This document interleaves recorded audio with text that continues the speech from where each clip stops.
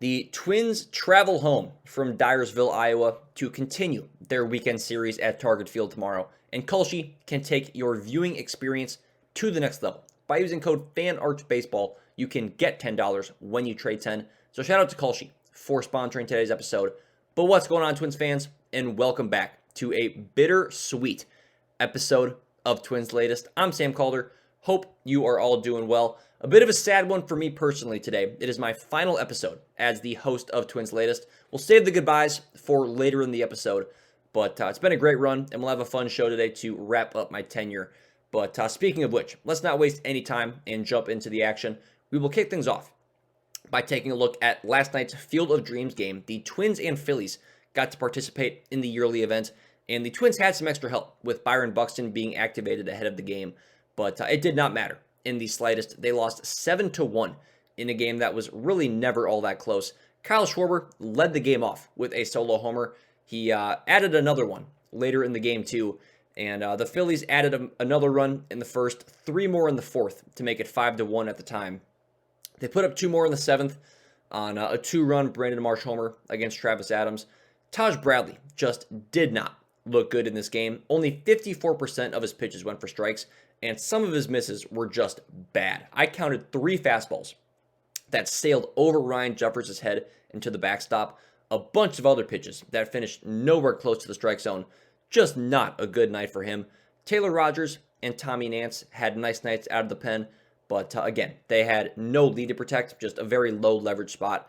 The offense had 8 hits and 4 walks, just 1 run to show for it though. That lone run came on Luke Keeschel's 7th homer of the year. It just barely crept over the left field wall, but it did nonetheless. It made it a 2-1 game at the time, and the Phillies, unfortunately though, would have not needed to score another run to still win. Keeschel, Trevor Larnach, and Jeffers each had 2 hits last night. Buxton had a double, and Culpepper had a single, but there was just nothing really going outside of those isolated base hits. The Twins went 0 for 5 with runners in scoring position. I'm not sure it would have mattered if they had been better, but obviously it doesn't help their case when you're not capitalizing on your opportunities. The Twins move to 60-63 on the year. They're off today as they travel back home, where they will finish their weekend series against the Phillies starting tomorrow, which we will touch on more later in the episode. But shifting gears from yesterday's action, Brooks Lee's first few seasons in the major leagues have not been exactly what we all hoped for. Across 305 big league games entering last night, he's slashing just 238, 289, 383. Good for an uninspiring 672 career OPS, and for a bat-first prospect, that's just not the kind of production the Twins were looking for when they used a top 10 pick on him in the 2022 MLB draft. However, he has seemingly taken a step forward in 2026. Across 466 plate appearances entering last night, he's hitting 247 with a 309 on-base percentage, but the biggest area of growth has been the power production. Lee's slugging percentage is 54 points higher than it was a year ago, and he has already set career highs in doubles, triples, and homers. Pair that with the highest walk rate of his career, and on the surface, it looks like Brooks Lee might be breaking out. But is he actually? While Lee's numbers on the surface are comfortably the best of his young career, the underlying data would actually suggest the exact opposite. Compared to 2025, his contact quality has significantly regressed. His average exit velocity is a mile per hour slower, down at 87.7 miles per hour. His hard hit rate is comfortably lower, about a 7% decrease. And not only that, his barrel rate, which is how non-power hitting bats, produce extra base hit production, that's also down. So there's really not a crystal clear explanation for why he is having so much more success despite the contact quality being so much worse. His expected batting average is down at 224, and his expected slugging percentage is 95 points lower than his actual mark. So while his surface level production has been as good as ever, the underlying data would indicate he's hitting the ball as poorly as ever. The question now becomes, which one is actually real? I'm going to say it's the surface level numbers, and maybe that's just me trying to be optimistic, but I do think it's worth noting that there are still things that Lee is doing well. His calling card as a player since entering Pro Ball has been his hit tool, which has taken a step forward this season. His whiff rate and strikeout rate are both lower than they were a year ago, and naturally, when you're putting the ball in play more, good things happen. So even though the quality of contact isn't as strong, it might just be as simple as quantity over quality in this case. there's also been a pretty clear change in his approach at the plate this season.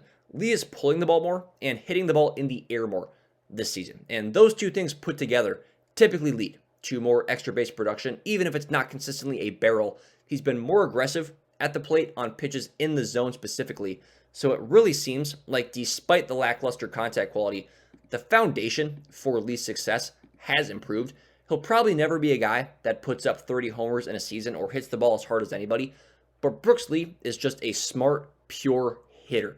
And at just 25 years old, there should be a lot of room left to grow. I will be interested to see if the contact quality stays at this level over the next 12 months because not ideally, but you would think that at some point the production would come back down to reality with that. But I don't know. Maybe Brooks Lee is just a guy that's always going to outproduce the expected numbers, which is not uncommon for pull side hitters like him, but we shall see. But folks, in case you have been living under a rock for the past damn near 5 months now, baseball season is in fact here. And now you can trade every single game on Kalshi. The Twins are not playing tonight, but I like the Brewers, who are taking on the Dodgers in a heavyweight battle, which I believe is the two best records in baseball. The Brewers, though, are trading at just 38% probability, meaning a $100 trade pays out $236 if they win. On Kalshi, you're trading against peers in a live market, meaning there's no house, and as the probability changes, you can buy in and out of your position for a limited time.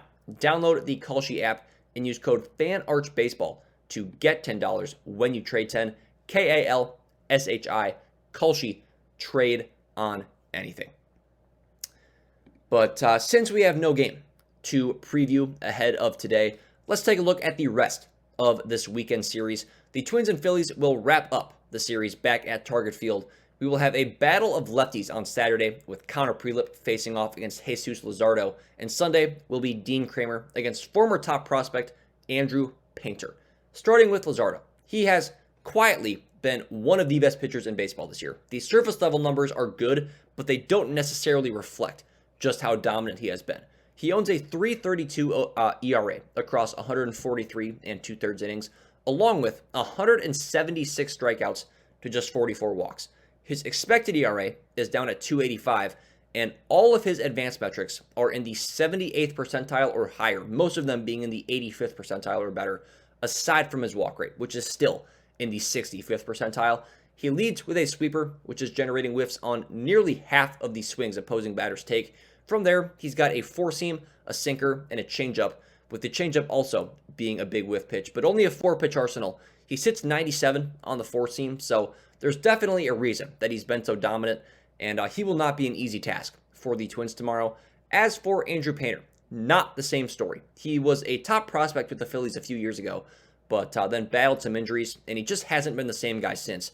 Across 80 1/3 innings this year, he is rocking a 6.27 ERA and a 1.53 whip, 69 strikeouts, and 31 walks. He has gotten a little unlucky, though, just a 4.91 expected ERA. He gets a lot of soft contact, just not a lot of whiffs or strikeouts. Despite having a 7-pitch mix, he leads with a four-seam that sits 96 to 97, and from there, he's got a slider, a sweeper, a cutter, sinker, curveball, and changeup. Very deep mix. For the most part, it's the four-seam and sinker that have really hurt him this year. So if I'm the Twins, I'm sitting on one of those two until you've either got 2 strikes or he makes it clear that he is not attacking you with the four-seam or sinker. On the Twins side, I worry a bit about Prielipp in this matchup. He has been struggling a bit over these last couple of starts, and as we saw last night, this is a Phillies lineup that will make you pay for your mistake pitches. I expect a lot of the breaking balls tomorrow, which will hopefully make his heater play up and get some awkward swings. And then with Kremer, we just need more of the same. We talked about him extensively on Wednesday, but he's made some adjustments since arriving in Minnesota that have really worked for him, and hopefully he is able to get some more soft contact on Sunday. I'm going to say the Twins drop Saturday's game facing off against Luzardo, but respond Sunday with a win to avoid the sweep. Taking both of these games would be awesome and still win the series, but I am not going to get my hopes up too much on that front. And then to wrap up the episode, I just want to say thank you guys all so much for your support over the last 7 months. As I mentioned at the start of the episode, today is my final episode as the host of Twins Latest, and it's been a lot of fun over these last 7 months. The Twins have been my favorite team for as long as I can remember, as long as I've been following baseball, which is most of my life. And getting to cover them has been a pretty special experience, and getting my career started by doing so. So shout out to FanArch for allowing me to do this, and shout out to you guys for tuning in. This channel would be nothing without you guys. I mean, 440 plus YouTube subscribers, more on Apple and Spotify, and I'm truly thankful for all of you guys and all of the support. I appreciate all the comments, all the likes, all of the support. So truly, from the bottom of my heart, thank you guys. As far as I know, the channel is not going anywhere. I can't confirm that, but I believe the show will go on just with a different host. But please do me a favor and continue supporting the channel, because whoever the new host is, I'm sure he or she is going to do a great job. As for me, I will be continuing to cover the Twins as well as a handful of other teams over at diamondcentric.com. I'll be writing articles and making some short form content over there, and I would love nothing more than for your continued support. I will continue pumping out content for you guys as long as you're interested in it, and I would not be able to do this without you guys. But man, definitely a pretty bittersweet moment right now. One chapter is closing, another one is beginning, and at the end of the day, that's the game of life right there. But seriously, thank you guys. This has been a very special 7-month stretch of my life, being able to do this, and very thankful for all of the support from you guys. But we're going to wrap it up there. Thank you all so much, like I said, for your support of the channel, and I hope you guys continue to support the channel. I know I sure will be.